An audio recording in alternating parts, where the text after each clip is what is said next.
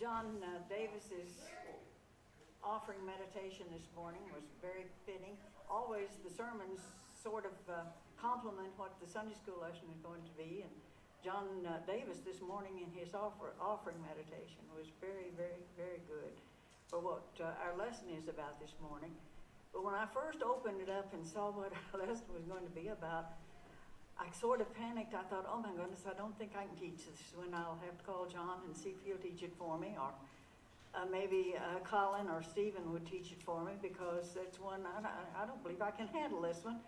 But then I got into it, and yeah, it's okay. It's one of the lessons that it's a lesson we need. It's a lesson for all of us, and a lesson on love, responsive love. I've loved these lessons. They've been so good in this quarter. And we're almost through with them. And this one this morning is a good one. And it fits us because we've just completed one special thing that we've done that we love doing. I'm using that word a little too much, Mr. Speech Teacher. You can help me out with that one, not to do that over and over again. But I'm making that kind of mistake. We fill shoe boxes. We've been doing that for years, and that's a joy. We do it with such joy, and we put it together. But when we started doing it, we didn't think very carefully, and it was sort of a mess, what we put together. We got the shoe boxes, yes, and we sent them. But for us, Christmas means cold weather, and we were putting in things like mittens and earmuffs. Some of these boxes go to tropical climates and earmuffs, they wouldn't know what on earth an earmuff was for. I have no idea what they used them for, but we decided we needed to do a little better organization with those shoe boxes. And so we got together to try to work up a better shoe box that would be fitting in more different places. And I think we've done a good job with it. But we've kind of organized it. We've kind of planned it and organized it so that those expensive items, we can divide it up so that we all don't have to do the expensive items. And, 3 or 4 of us can buy some of it, and 3 or 4 more can buy some more of it, and it won't be so hard on any one person to do it. We kind of organized it so we could do good shoe boxes. And that was necessary for that particular thing to sort of plan. And if we signed up to do it, we organized, signed up, and said we'd do it. And that was good, and it worked for the shoe boxes. But we're working, and the announcement was made this morning, we're working right now, and we've got a pile of food out in the sanctuary, which is a very good thing too. And we bring our food in, and we're doing well. I see some good things. I look at it to see what comes in, because we're having some good collections in those food pantry items, and it's a good thing. And we just bring them in, and nobody knows what other people bring. We don't do it for show. We don't know where the things come from altogether, because as we come in, we put it down, and that's good. That's a very good thing that we do. And we've got a situation in this morning about giving. Thanksgiving. Giving to each other. This situation, the more I thought about it, teaching this lesson, I thought, I can't teach this lesson. And yet, I looked at it and I think, yeah, there's some good things in there for us to look at and to think about. Because we know it, but sometimes we don't let it sink into our thinking of overall kind of thing. The early church, when right at in Acts 2, when we're getting the history of the church, we get Peter preaching that tremendous sermon, and the response to it. Can you believe the baptizing situation after all that response to the sermon that Peter preached? My goodness, what a day that must have been. But the people have come from long distances. They came in there for the Passover, and they stayed, and they've heard this sermon, and they're staying, and here's something they want to be together. And in Acts 2, right at the end of the sermon, right at the end of that chapter at Acts 2, it talks about they got together, and they had meals together, and they worshiped together, and they rejoiced together. And when you got a bunch, here we go, Jimmy just said, if you're going out and have a big crowd for Thanksgiving, stay away from us for a little while till you get over the quarantine. But they were all having those meals together, and somebody had to pay for it. And so they had those meals in common. This is where I think we take for granted, that this church all just went together, and we had all the rules and regulations, and what time we have the opening hymn, and who makes the announcements, and who's going to pass the offering plate and the communion plate. And we always have it lined up, and we've been doing that this way since day one. Well, no, it kind of had to work its way out. They had to work their way through it. Day by day, they met in homes. They didn't have the buildings with the crosses everywhere as a reminder. They had the memory. They had the memory of the cross. They had to work through problems, and they had some problems. And this problem that cropped up in this one was one that I don't understand it, and I'm not going to even pretend to, and I'm not going to try to explain it away. But we have an example of two different ways of people giving things. And let's look at it from Acts, the 4th chapter, and Acts 5.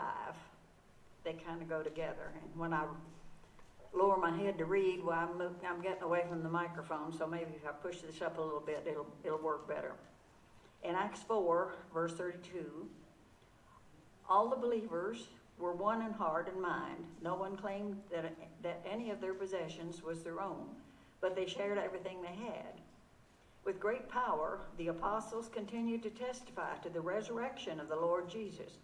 And God's grace was so powerfully at work in them all that there were no needy persons among them.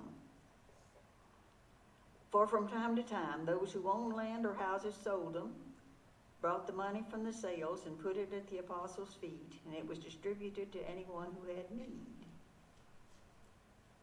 This is a voluntary thing. It's not one that, it was a voluntary. They saw the need, they met it, but it was voluntary. Joseph, a Levite from Cyprus, whom the apostles called Barnabas, which means son of encouragement, sold a field he owned and brought the money to put in the apostles' feet. Put at the apostles' feet. That's example one. With Barnabas, you're going to hear more about Barnabas if you read the book of Acts. You're going to hear a lot about Barnabas. And Barnabas, it was just a nickname. And if somebody, the Teachers Quarterly book said if somebody was going to give you a nickname as to the way you served, what would your nickname be? And I don't know about that one. But Barnabas was the encourager, and he lived up to it. He lived up to it a number of ways. Just verse 36 and 37, that's all we've got about Barnabas in this instance. He saw a need, he could meet it, he did, and that's it. Okay, enough said. That's all. That's it.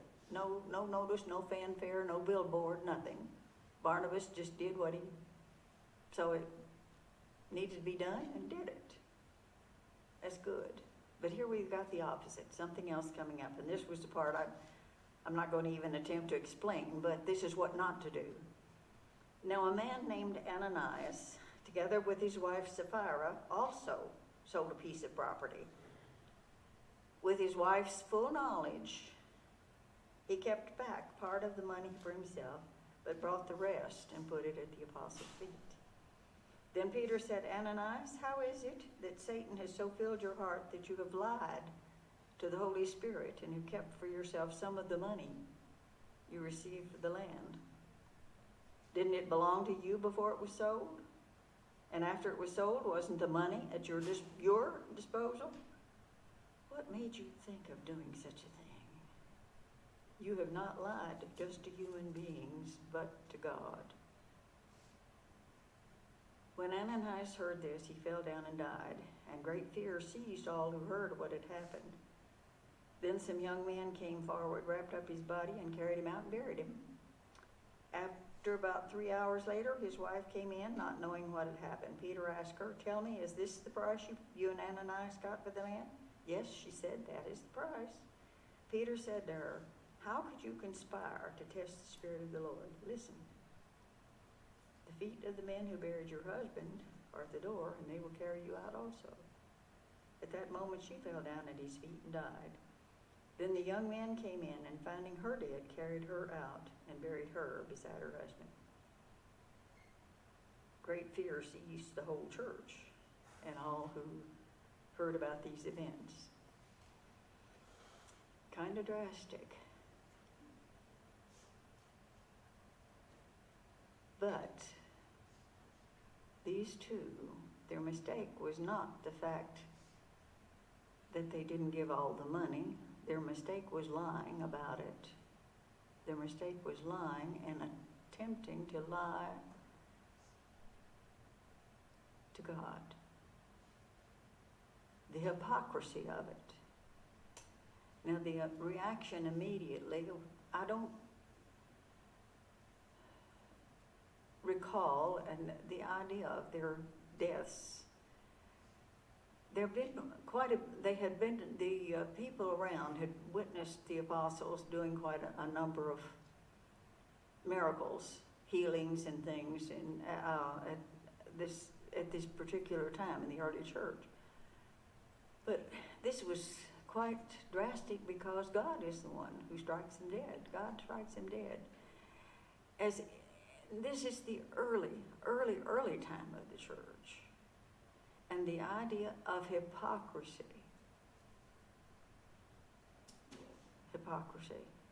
is going to plague the church even today. It's still a problem for us today with hypocrisy. Pretending to be, we've had lessons, and I've talked about it a number of times, pretending to be better than we are. We've had lessons, and I've talked about being a Christian means that we've got to behave better than non-Christians. We've got to be better than. But there's a negative side to that too, because that's what the Corinthians were doing in some of the gifts that they were given. They spoke in tongues, and they felt so proud of being better than all the other people who didn't have that gift. And this idea of hypocrisy, of pretending to be something we're not. Holding a little bit back. This is kind of a fearsome indictment of holding something back and telling ourselves it's okay. I'm thinking that this is a touch that we see in this lesson that I think we need to think about really carefully, is the idea of hypocrisy and the idea of holding back that has two levels. The hypocrisy of telling yourself you're doing maybe more than you really are, or that you're better than maybe that you really are. The idea of hypocrisy. And that's a plague that the church, you hear it from outsiders, people outside the church use that as their excuse. It won't hold up, it won't hold water at all. They use it as an excuse for, I just couldn't go because I know that elder will put them on the spot this morning. That elder, and I know what he does, and I know he's not worth shooting, and you know how we talk about things like that, and because he's such a hypocrite, and I couldn't go to that church because that's where all the hypocrites are. Well, bless your heart, that's where they need to be. They ought to be here, sure. So that's not such an indictment. That's what we need to be. But probably, possibly, and frighteningly so, that we're all maybe have this touch of hypocrisy in us that we hold things back. We're holding out. And maybe most importantly, we're holding out in turning things over to God. We don't trust Him enough to do well enough, and we hold out, and sometimes we get almost arrogant to the point where we want to tell God what to do. In our prayers, we want to tell God what to do. And we hold back a part of ourselves. I trust Him, but I want this little insurance that I know I can do it myself. That 2-year-old, oh, what a pain a 2-year-old is. Yeah, I can do it myself. And you know what a pain that is and how hard it is when you got that little one to, I can do it myself and turn the spoon upside down and spill the spaghetti sauce all over him, you know. Because you couldn't feed him the spaghetti. He's got to eat it and get it all over his hair and everything else, yeah. We're sort of that way. We hold back. We don't trust God to get us out of our messes that we've made ourselves. Because sometimes we do it to ourselves. And we hold back. We don't trust Him enough to take care of us. And we have to have these little bits of insurance. These little bits of insurance to give to God. We sing the song, all to Jesus I surrender. I surrender all. That's scary.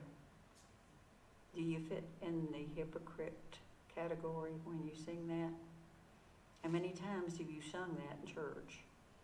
All of your church people, you've sung it. That song is a familiar one. You don't even need to look at the songbook when you sing it because you know it. All to Jesus I surrender all. Yeah. Have you done it? Are we holding back some of it? Probably.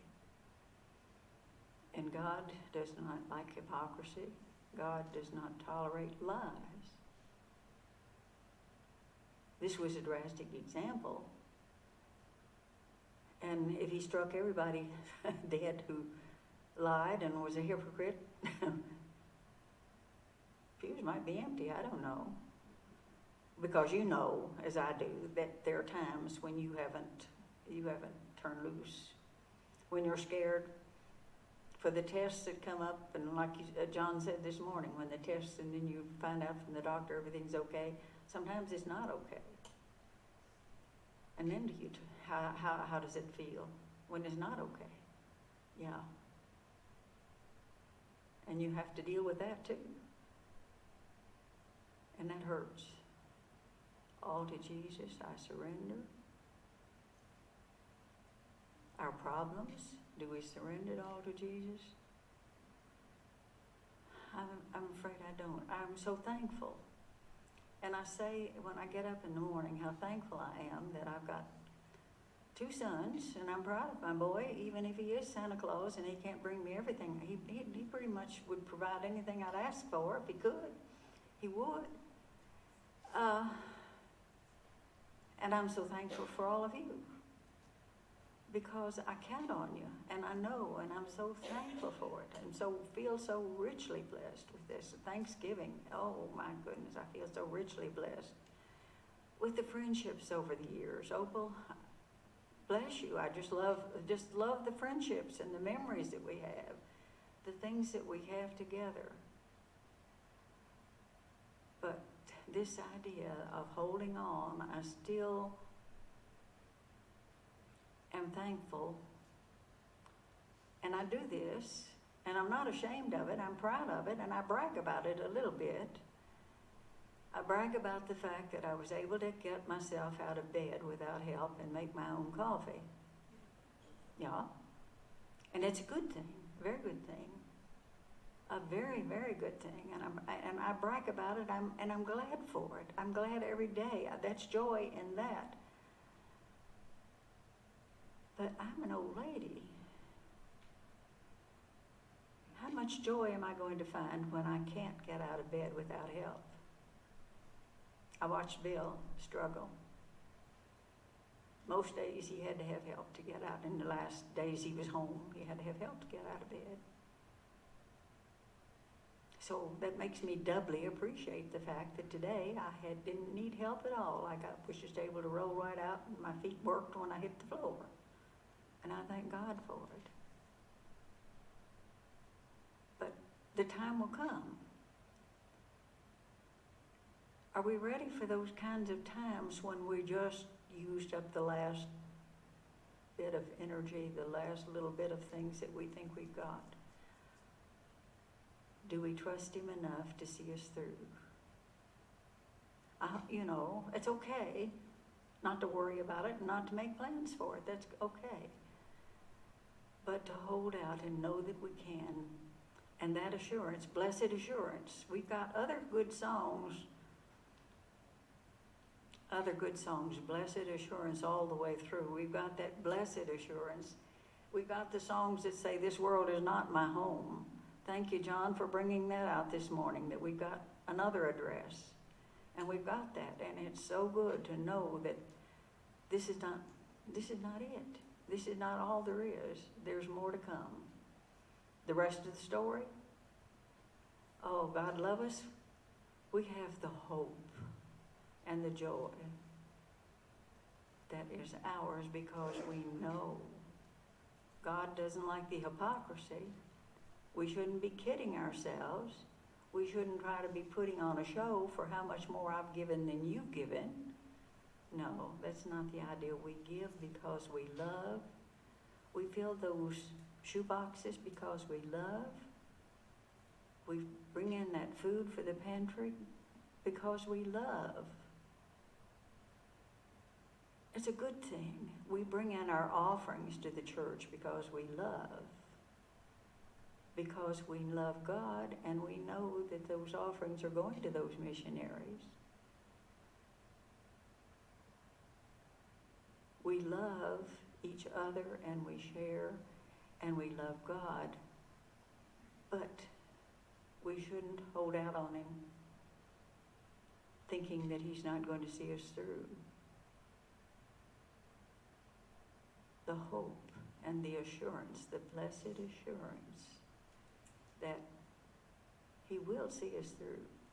It may be difficult, but He'll give us the strength day by day to do it. And oh, what joy should be ours as we go into this Thanksgiving thing. I miss the old family gatherings that we used to have. I miss them because they're all gone.